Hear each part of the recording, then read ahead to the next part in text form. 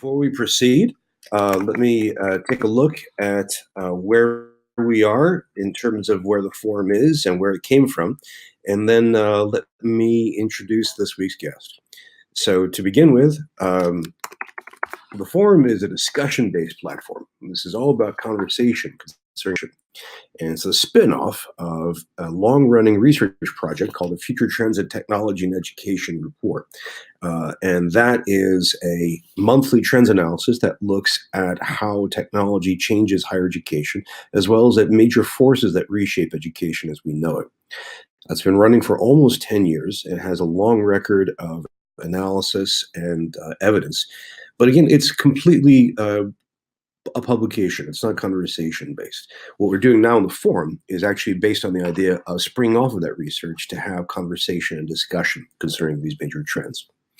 Now, both of these, the forum and the FTTE report, are part of a broader project called the Future of Education Conservatory. If you haven't seen that, that's an ongoing, participatory, open attempt to try to grapple with the future of education as we know it. That includes the forum, it includes the FTTE report. It also includes a blog, a book club, a bookstore, and more to come. If you haven't seen it yet, just go to futureofeducation.us and you can learn more. Now, before we go further, I'd like to thank the people who helped make this possible. And so my first stop on the tour of gratitude is to thank NYSERNet from New York State. And that's a nonprofit that works with higher education in that state and brings together colleges and universities and helps them get online and as well to do great things to network technology. We're really grateful to them for their work, and we're especially grateful to them for their support. We're also grateful to Shindig because, as you can tell, Shindig makes available the technology that we're using. So let me just take you on a walk through it so I can show you how all the different technology works. And again, remember, this is about conversation. So let me show you the different tools for conversation. Where I am right now, and where this slide is just for a minute, is called the stage. And it's called that because everybody can see and hear everything that's going on stage. Below us is what I think of as the participant swarm. That's where you can see everybody who is logged in here. And you can see them as an individual, maybe as a silhouette, maybe as a live video feed, but that gives you a sense of who's sitting with you in this virtual space. Now, below them, you'll see a white strip running along the screen. And this has a series of different buttons, each of which helps you communicate with everybody else, including myself and this week's guest. So on the leftmost edge, you'll see a number. Right now it's 28 with a little kind of silhouette of people's heads. If you click that, two windows will pop up. One is a picture of everybody who's participating right now. So on the left, you can just scroll through and see people. You can mouse over them, get a sense of who they are and where they're from, which is very interesting. To the right of that, read it out loud so everyone can hear it. And people often use that if their microphone or camera isn't working or if they're having network issues. Now, next to that button, you'll see a raised hand with a circle around that. If you click that, that tells us that you'd like to join us up here on stage. And that if your microphone and camera are working and you're in an environment where you can speak out loud and your broadband is decent, then click that button and you can join us up here on stage. In fact, between myself and our guest this week, we have room for two other slots, so we can have a kind of pop-up panel for conversation. So those three buttons will help you communicate. And if that's not enough, you can head over to Twitter and just use the hashtag FTTE, and that will let you tweet at us, and we can have comments, we can have observations and conversation there as well. So multiple ways of conversing. I'm really grateful to Shindig for making the technology available for it. And last but not, my supporters on Patreon. If you haven't seen that, Patreon is a crowdfunding site that supports someone who is making something that you'd like. Professor Brint, can you see and hear me okay? I can now. You were off for a bit, but I can see you now. Excellent. Excellent. Here with Fios. My apologies for that delay. And again, my thanks for you coming today. I'm really grateful to see you. Where are you this afternoon? I'm in Claremont, California. Oh, I bet the weather It's there... about 75 degrees here. very lovely. Oh, I imagine it is. I imagine it is. Please enjoy. Enjoy on behalf of the rest of us.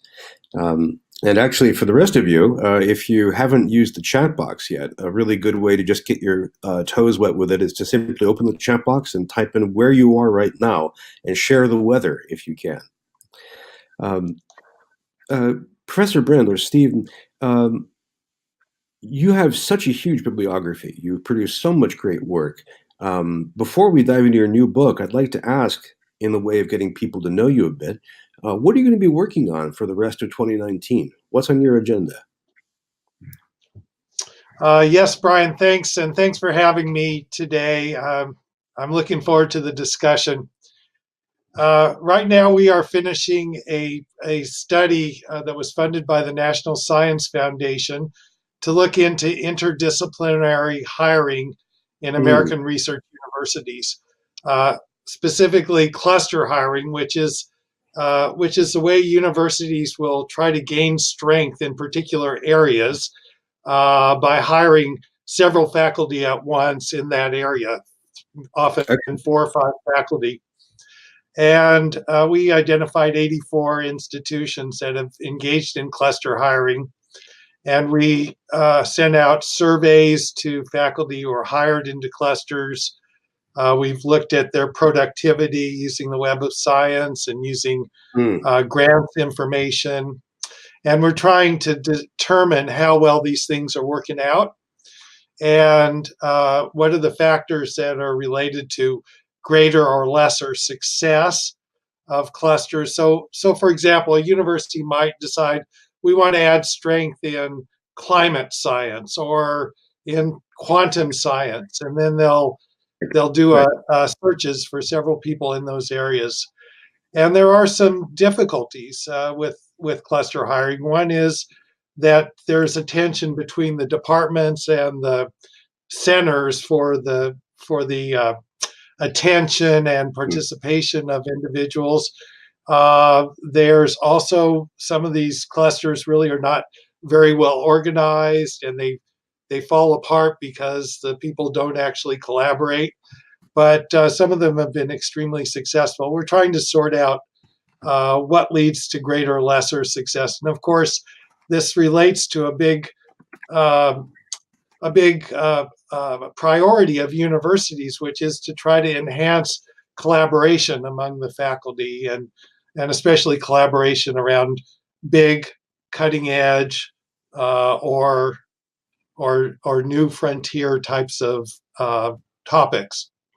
And so we feel like we may have some recommendations for universities that will be that are engaged and are contemplating being engaged in cluster hiring.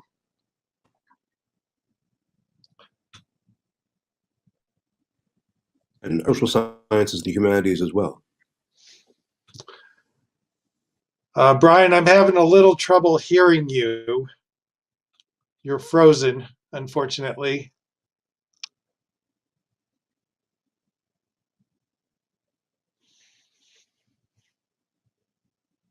Uh,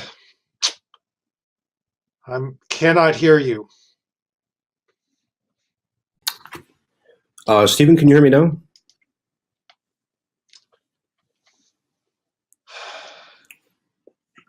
Can you hear me now, Stephen? Yeah, I hear you now.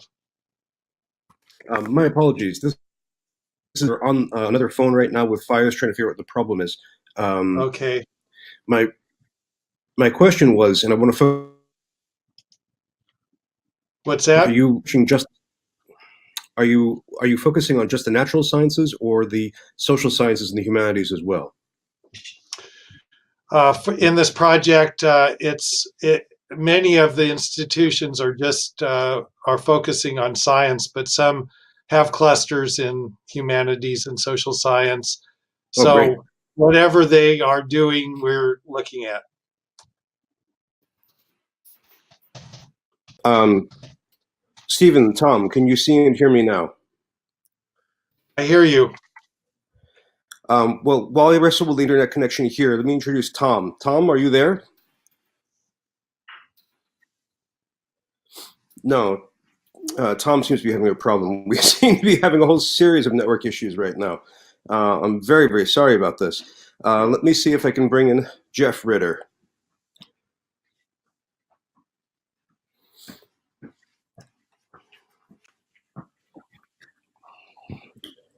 Jeff's camera is not active. Well, let me just ask everybody. There are questions you will have for Professor Brint's book. There are all kinds of challenges and topics that you will have to mind. So please go down to the bottom of the screen and use one of those buttons on the left side in order to bring up your questions or comments. Okay, I see some comments, Brian. I can address them if you like. Please, if you could. Yeah. So there are several people who have asked about why am I optimistic about higher education? And I can say this, that of course, we've all heard the criticisms about higher education. It costs too much. There's way too many adjunct faculty who are responsible for the teaching. Quality of teaching and learning is not as high as we'd like. Um, that there's some issues with respect to whether online can do the teaching as well as face to face. We have heard of speech controversies on college campuses. And so there are a variety of concerns that people have, maybe most important about cost and quality of instruction. But, and I take those criticisms very seriously in the book. But I also look at some of the indicators that the American system is doing actually pretty well. And we can see, for example, that the amount of research and development dollars that have gone to universities between 1980 and 2010 went up 9 times in constant dollars. And the amount of research produced, including very important research, research that has transformed our lives. I mean, after all, Google started in a computer science program at Stanford, and biotech started in the research of faculty members at Stanford and UC San Francisco. A lot of big companies started in universities, so we're producing a lot more research. Some of that research has become very important for technological development in the U.S.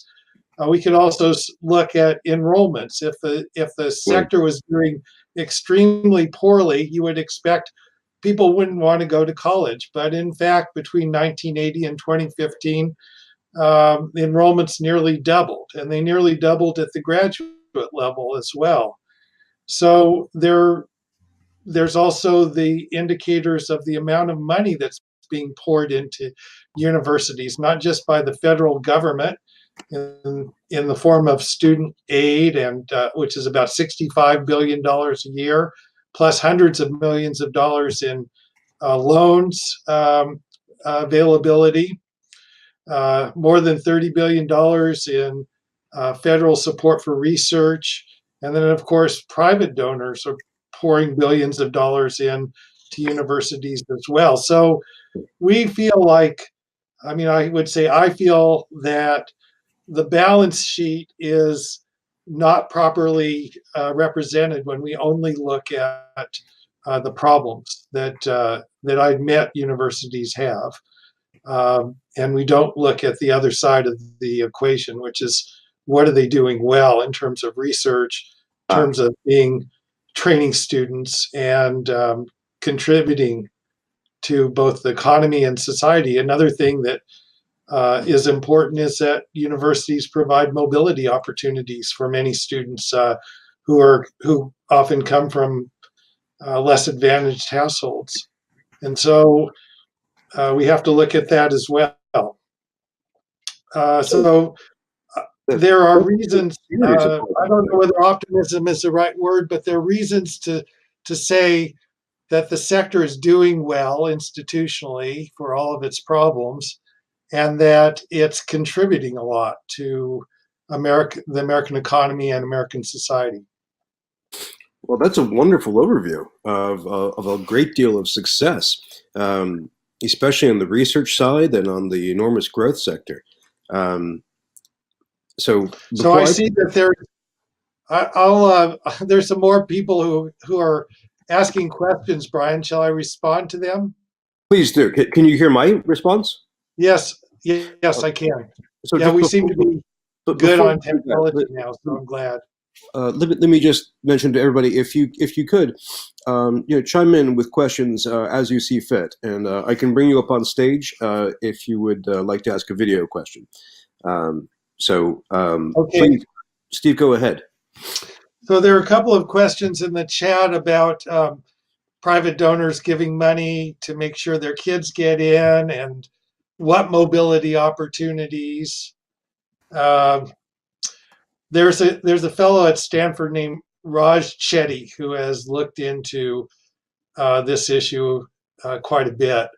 And the big mobility generators in higher education are not Harvard, Stanford, and Yale, because they don't enroll enough students, first of all, and not enough students from lower income or households to provide huge amounts of mobility. But there are many campuses like City University of New York, many of the University of Texas branch campuses, the California State University campuses, where you find 40% of the people who started off in the bottom two quintiles end up in the top two quintiles. Or if you want to look at it a different way, um, up to 10% of people who start in the bottom quintile in family earning and end up in the top quintile. So for sure, universities also do reproduce the social advantages of families, but they play a role in mobility, and some places do a better job in that area than others. Do you have a sense of which universities or which parts of the U.S. are better or worse at that? Well, as I said, they're the ones that Chetty shows as being great generators of mobility tend to be places where they enroll a lot of students who come from less advantaged circumstances, and then provide a excellent education for those students. And do you have a sense of a particular educational sector, that is, research universities or state schools or They, uh, geography? More like what you would call the regional comprehensives, the ones who are that are not the big flagship universities or the private universities so much. Although there are a few privates that do an excellent job there as well, like Pace University in New York. Oh, very good. We have. And Oh, go ahead, please. so there's, let's see, somebody said wants to hear about adjuncts, what to do about the imbalance, which cannot be indefinitely sustainable. Uh, so one thing that I can say my own university system, the University of California, has done is to convert a lot of adjunct lines into what they call lectureships with potential security of employment, or once they go past a period of time where they're under probation, to security of employment. And those people are hired for teaching excellence. They are not expected to do research except on pedagogy. They do teach more classes than most professors, but they're many of them are absolutely excellent, among the best instructors on campus. And the big problem with adjuncts is, I mean, they are not paid well. They often don't have benefits. Their jobs are piecemeal. And so they have a very precarious existence. And this kind Yes. of conversion of lines, it means that there will be fewer people who have adjunct positions if this happens, but it also means that those who are um, in these situations with security of employment for teaching or even teaching professor lines at research universities will have security, will have decent pay and benefits, and will be members of the academic senate.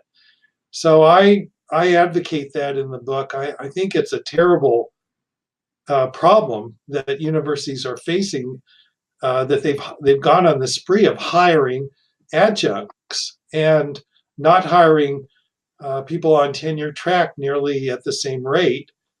It's been a way to save money, of course, but it's had a lot of bad consequences, not only for the adjuncts, but the research suggests that they're not as effective in the classroom as tenure track and tenure faculty.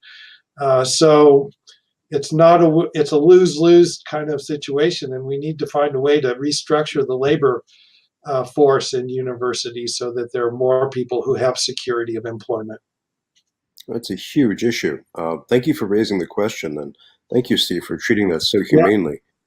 We've had several forum sessions specifically on the adjunctification, the professoriate. Uh-huh. This is a Yeah. major, at very least, a humanitarian crisis.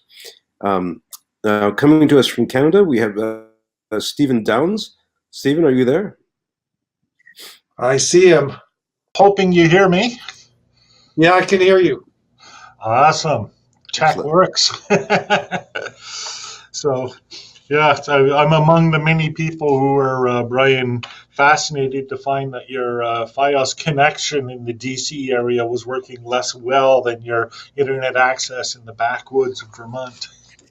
No, it was working great until today. Yeah, that's the way it always is. I'm not as sanguine, I guess, is the best word about the future of the university sector. And this is a debate you and I have had in the past, Brian, about whether the focus should even be on the university sector, since by far the greater need and demand for education is actually taking place outside that sector.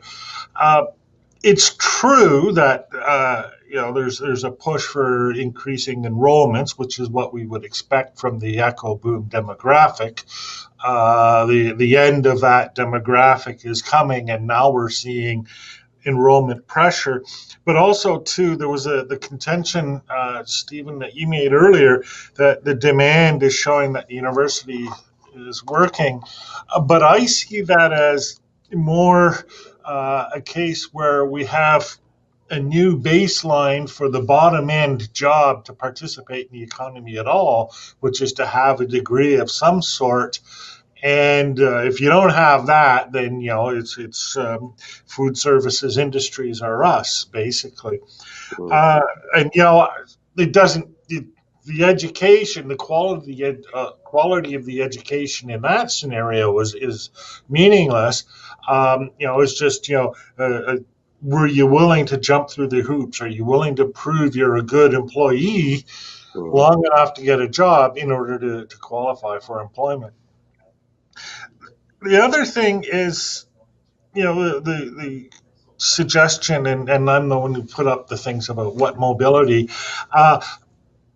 and I see this a lot where people are defending their positions and they'll cite a Stanford researcher or a Harvard researcher or whatever. And there's this line, this unbreakable line of stratification between the upper class, which goes to these private institutions with the large endowments and the family purchased admission plan, and then the rest of us, right? And there may be mobility, some mobility, although even that's a bit debatable, in that domain of the rest of us. But unless you're in the Harvard Yale club, you're not going to get into the Harvard Yale club. And the evidence of that is why people cite Harvard, Stanford, etc., MIT economists, and not, say, Kansas State or University of Calgary or whatever economists. It just doesn't happen. And the third thing, and this is the final point that I'll have, the adjuncts issue is a serious issue. Chronicle came out with a thing about that today. And again, for those of us who didn't get the family meal ticket to Yale, it's a real thing. On getting your credentials finally, then you're looking at 10 plus years of bouncing around on the adjunct, or as we call them in Canada, the sessional circuit. But what's happening here? I mean, as you say, the universities went on a hiring frenzy of low-paid, untenured, adjuncts, despite possibly them not being as good as tenure-track professors. Why would they do this? And the answer is, and I know you know that this is the case, the bottom has fallen out of university funding. The money, especially from the government, and especially in the United States, isn't there anymore. The fact is the university can't afford to hire enough professors to teach enough people for this university degree to be the lower end credential that it's been made out to be. That's a problem. If you have no public support, as evidenced by actual public funding for a university system, if it's now completely dependent on endowments, charities, and corporations, you don't have a sustainable system. And to me, all of that suggests that this is a crisis that's coming, and it's been building for decades, but it's coming, and especially once the monopoly on the credential is broken, all that will be left is Harvard, Yale, MIT. It won't be the 10 university scenario that Thrun predicted, but it'll be a few elite and then a mess. Was that Okay, well, thank you for those comments. I agree with some of them and I disagree with some of them. Let me say that as far as the bottom falling out of the labor market, the first issue that you raised, yes, that's true to some degree. And moreover, there is a fair amount of underemployment of college graduates. That is, people taking jobs that would not traditionally be considered college level jobs. But over time, the great majority, and some of those jobs are well paid, but they wouldn't typically be considered professional or managerial jobs like you would expect traditionally college graduates to obtain. So, but over time you find that people do wend their ways into those jobs. It may take a little longer now, and some won't. But when you look at the data on incomes, even at the lowest end in terms of the disciplines, I think child development is the lowest paid, and even they are paid quite a bit more than the average high school graduate. And some of that is because of high school jobs have traditional manufacturing type of jobs don't exist to the same degree. But it's food services and retail. But we have to say that about a quarter of the labor force are professional, managerial, and technical, and we have roughly 30% of people of the age group getting college degrees or higher level degrees. So there is sort of a long-term match there at the moment. The dependence of what we'll see in the future is whether those professional and managerial jobs continue to grow or not. And if they don't, there'll be more of a mismatch than there is now. Yikes. With respect to mobility, Harvard and Stanford and Yale, they're now admitting about 15% of their classes are from the bottom half of the distribution, income distribution. About 25% of their classes are underrepresented minorities. And some of those people obviously come from affluent families, you can do the math easily enough. Right. But there's just a lot of mobility in our country. I looked at uh, where did business and political leaders go to college, Mm. and we found that less than 10% of them went to Ivy League universities, and less than 20% went to the top 39 on US News and World Report. The most common pathway was to go to a non elite college and no graduate school. The next most common was non elite college and non elite graduate school. And so it's very easy, I think, to cut um, to say that there's less mobility than there actually is in American society. We have a very differentiated economy. Um, like, for example, in the energy industry, the top places that are recruited from in the energy industry, according to our study, was University of Texas, Texas A&M, Okay. University of Oklahoma, and Colorado School of the Mines. And Ah, many industries are doing that much more than recruiting from Harvard, Yale, Princeton, and Stanford. It's just a myth to think that the business elite or the political elite comes from only a handful of institutions. It's not true. Um, and As far as whether we're heading for a crisis, the state is pulling back. I think that was the third question or third comment.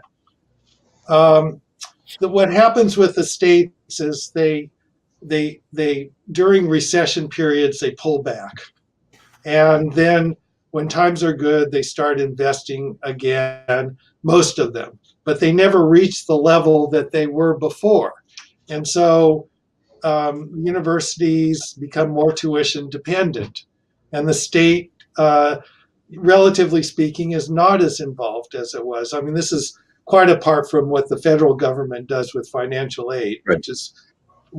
which quite a lot.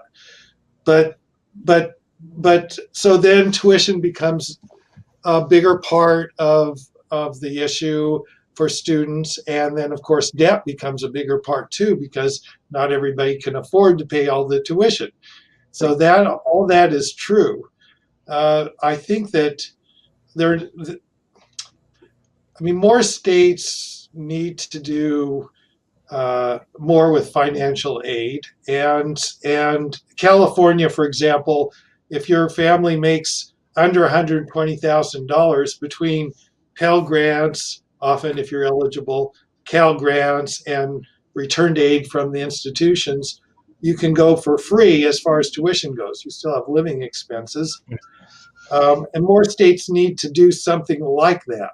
The other thing that we could benefit from, and I advocate in the book, is to have um, change the loan system so that people repay their loans when they actually have money to repay it.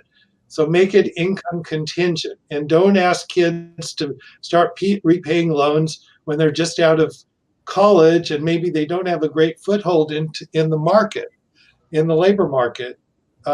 Many countries do that now, including England, Australia, and some countries that don't have anything like the administrative state that we have, like like Thailand and Chile.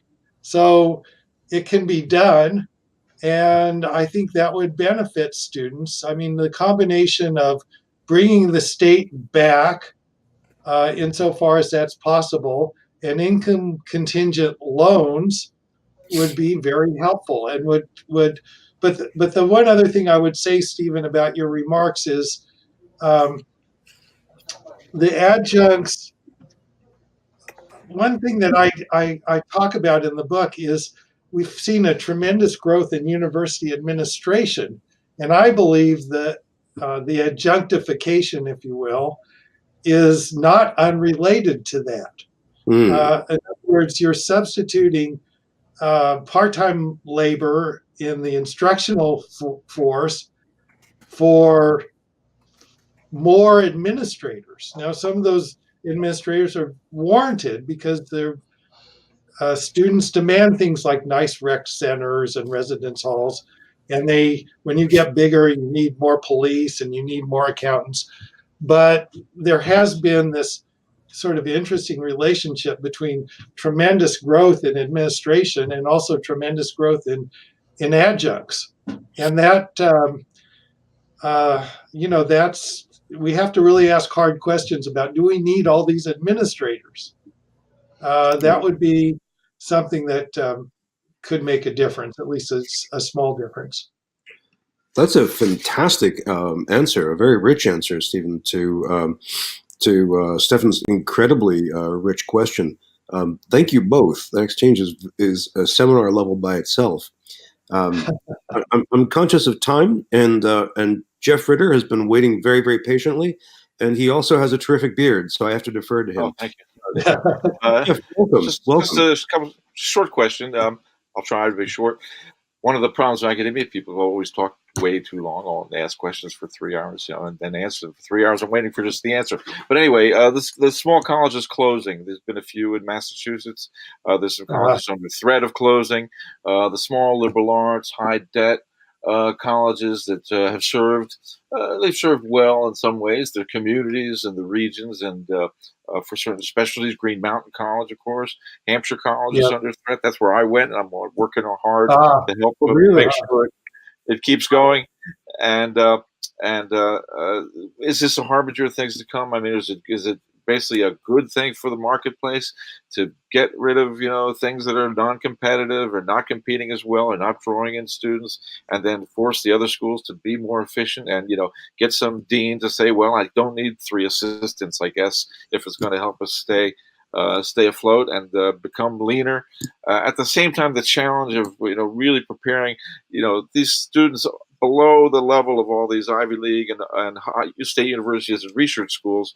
Below that are lots of young people who don't have a clue as to what their jobs are even going to be around in 4 years. It's impossible to predict. So, I mean, I'm worried we're headed for a perfect storm kind of thing of consolidation at the same time that technology and society, the economy changes so much that nobody knows what's going on. Of course, there's no regulator for all of the industry. The accreditors are kind of cartel managers in a way, and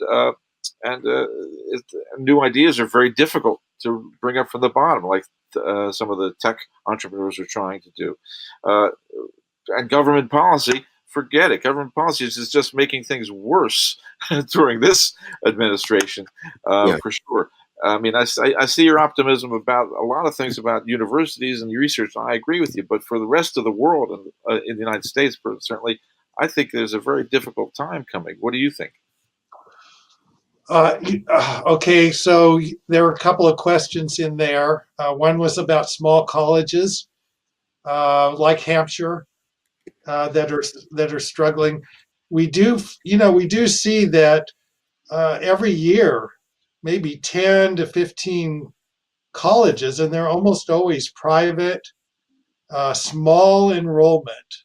Sometimes they're religiously affiliated. Hampshire obviously is not, but sometimes they are. They're closures, and Or merging. I think it is true that if the college, can't attract a class and is deeply in debt, maybe they're not competitive, and that happens. I mean, it happens way more often in business that that places close than it does in the higher ed sector. That's pretty rare in the higher ed sector, but we also are seeing some mergers, and we're seeing mergers in particular places where in rural areas that are losing population, they're having trouble supporting the public, the regional campus of the public university. And so they're merging, and there are some, notable cases of that. For example, in Wisconsin, I think several are merging, and it's tough to do because they're not necessarily that close to each other. So where you see the opposite is where population is growing, and there you see new colleges popping up and new programs popping up, and so there's definitely a division in the country between places losing population and places gaining population, and we have to expect that the institutional structure in those places that are losing population are going to reflect the problems that the communities are having. Um, as far as I think the other main part of your question was about internationally. How is higher education faring, quite apart from the U.S.? Did I remember that correctly, Bruce? Not really. No, that wasn't my area. I was thinking about really the divide in the country between the research and state major universities, research one universities, and all the rest of these schools that Uh, not all struggling, but a lot of them, but not knowing how to prepare students for 4 years from now, not knowing what's going to happen, and then automation taking a lot of jobs, and really most likely, and nobody really being in charge of the whole system. And I mean, is there ever going to be a blue ribbon panel comes out with their national strategy for higher education that gives people a good reason to consolidate now? Rather than wait for something bad to happen later, it gives people a good reason to lower the number of administrators now, rather than wait for you're forced to do things like that because yeah, people don't do stuff like that ahead of time. They wait until they have to. yeah. It seems like it's unlikely to happen at a time when universities are still growing as far as Some, yeah. enrollments. I mean, it's certainly slowed down for several years, and maybe that will be a wake up call. But it's stabilized now, and graduate degrees have continued to grow. So it's not probably the most opportune time to look into the future. And then also we have trouble knowing exactly what the future is going to bring. I mean, we've gone through waves of automation in this country, and people now predict that AI is going to be different than the previous waves of automation. And those previous waves have brought new kinds of jobs rather than, I mean, they've wiped out some jobs, obviously, but they've also brought new jobs, and that may happen this time too. I mean, I've started to look into some of the graduate programs anyway, and how they're dealing with the coming of AI, and some of them are adapting. Like you find some journalism schools saying, "Well, we're going to prepare people to be data science journalists," and they add curricula in that way to make sense of the kind of new data sources that are becoming available for to reporters. And I think that I think nobody. I mean, I agree with you that we should try to be farsighted and we should try to make assessments. And certainly, people who are in positions to think about the future, like presidents of universities and colleges and deans, should be thinking about what do the curriculum of the future look like.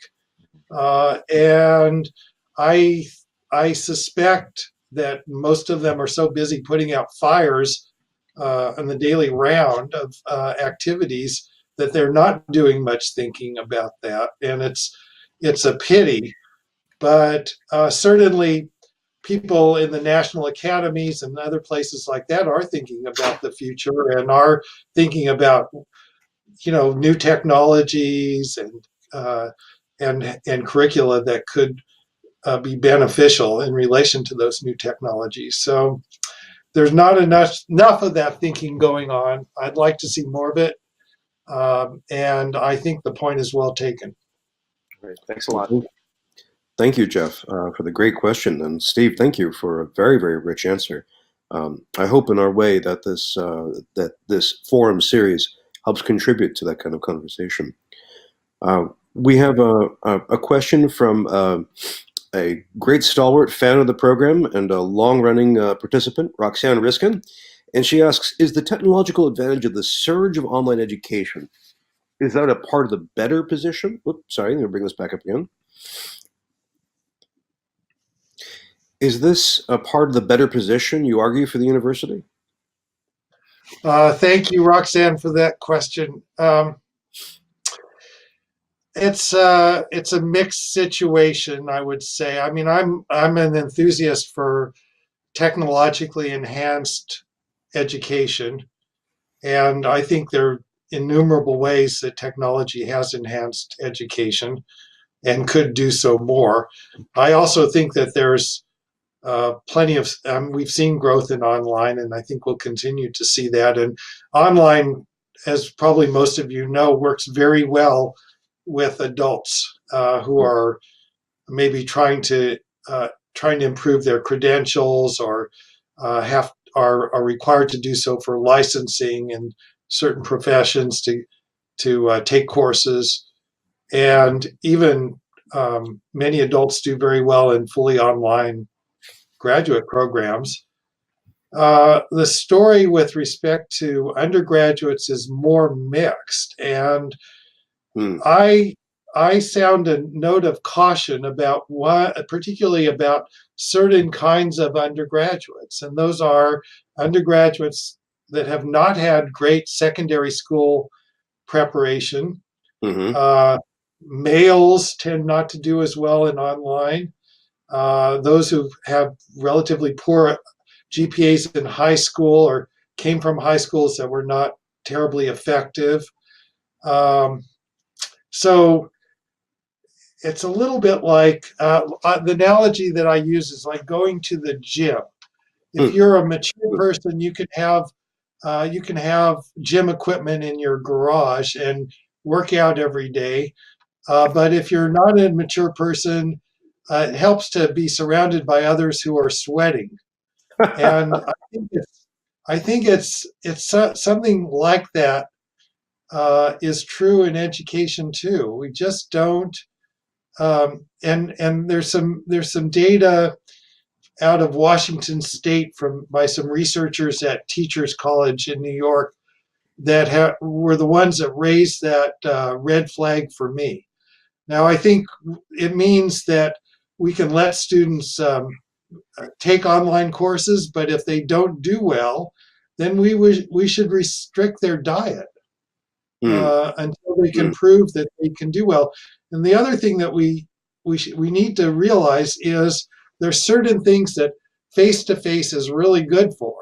Right. Like if you need to convince people in real time um, about a position, or if you need to practice your old communication skills, a face-to-face classroom is much preferable, even to a format like this, in my opinion. But this is a good format, this kind of shindig format. But it's still not like being there with people and reading their facial expressions and their bodily expressions Right. and interacting in real time to them.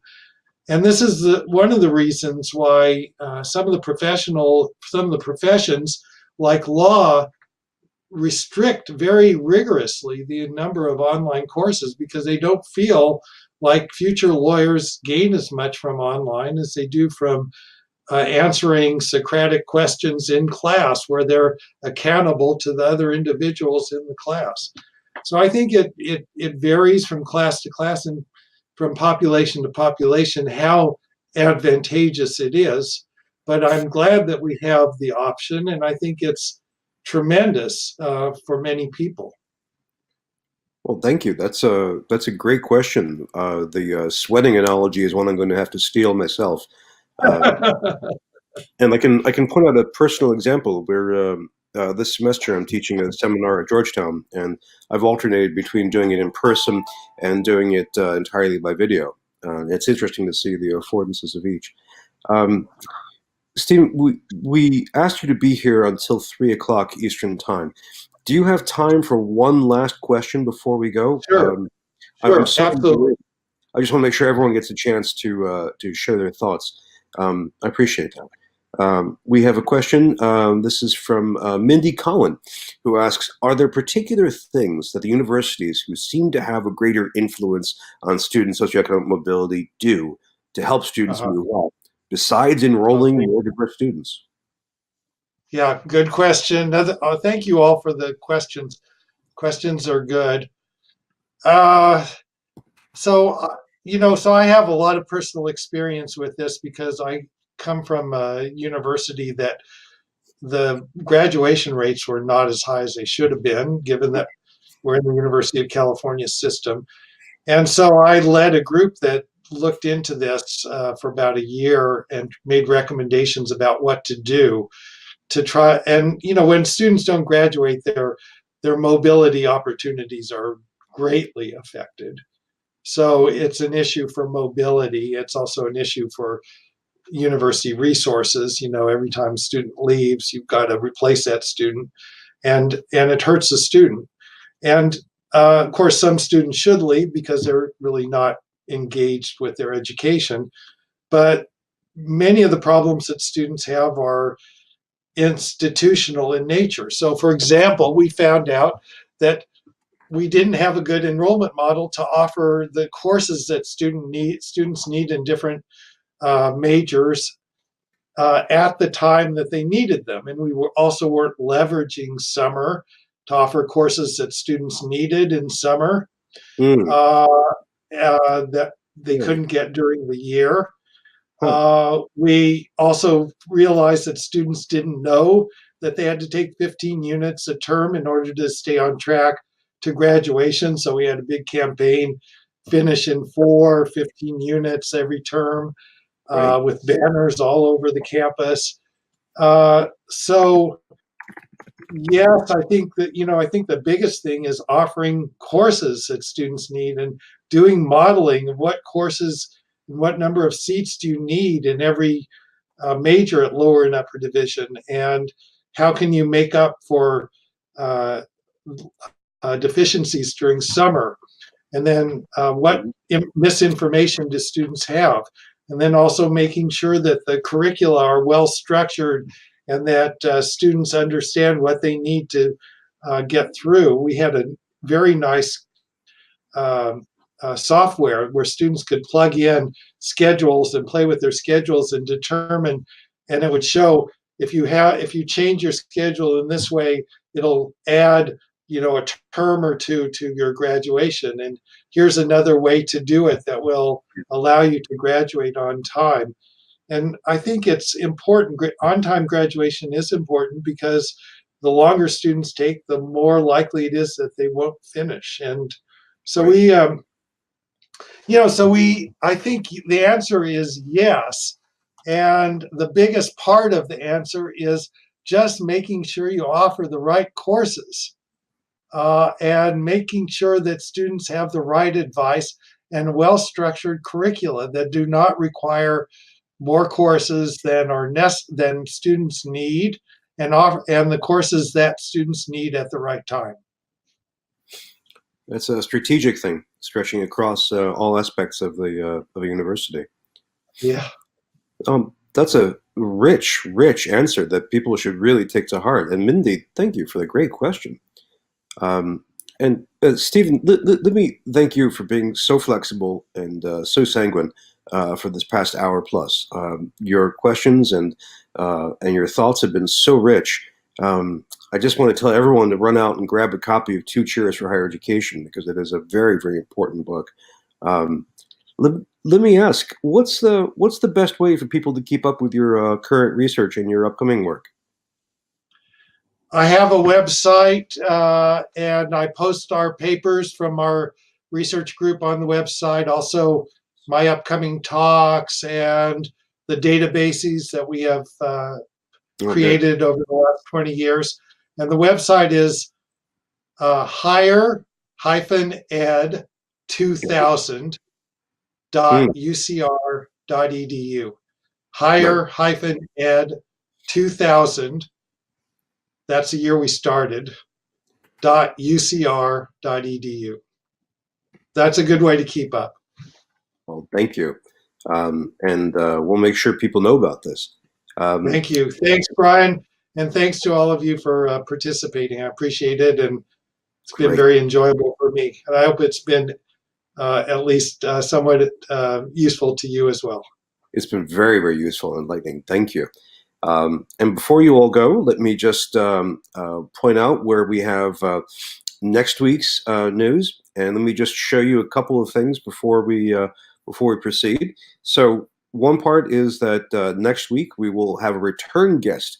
We'll have Adam Bush from College Unbound, which is a fantastic experimental institution. He was a huge hit when we spoke to him last year. He was in the middle of a whole bunch of new developments there, so we'll get to catch up and see where this is going. Our book club, in the meantime, has picked its new book called The Age of Surveillance Capitalism. This is a hugely important book. It's getting all kinds of attention, and we're going to dive into that starting next week. Now, if you'd like to grab a copy of the Zuboff book, or if you'd like to get a copy of Steve's book, just head to our online bookstore where you can buy all kinds of tomes for that. And if you'd like to keep this conversation going, we have groups on LinkedIn, Facebook, and Slack. You can see my Twitter handle there, and you can see the Shindig handle as well. In the meantime, thank you all for your excellent questions. Thank you for your patience for my technological glitch, and we'll see you next time. Take care. Bye-bye.